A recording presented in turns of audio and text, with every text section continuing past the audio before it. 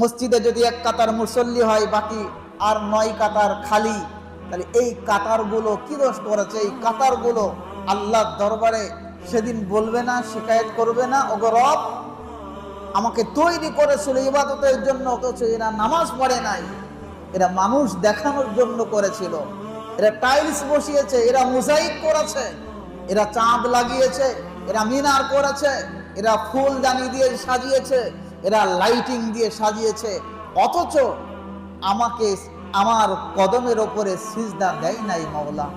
সেদিন যদি এই প্রশ্নটা এই ঘর করে, আমরা কি জবাব দেব? এই জবাব আছে আমাদের? নাই। এজন্য আমাদের নিজেদের নামাজ পড়তে হবে। সন্তানরা যদি নামাজে না আসে, তাদেরকে বারবার বুঝিয়ে বুঝিয়ে আল্লাহর ঘরের মুখো করতে হবে। যদি করতে পারেন, তবে আপনার সমস্ত দান খায়রাত, আপনার ওয়ারশিপ অফ দ্য লর্ড, আপনার আল্লাহর ইবাদত বন্দেগী আপনার কবুল হয়ে যাবে আমার রবের কাছে। সুবহানাল্লাহ বলেন।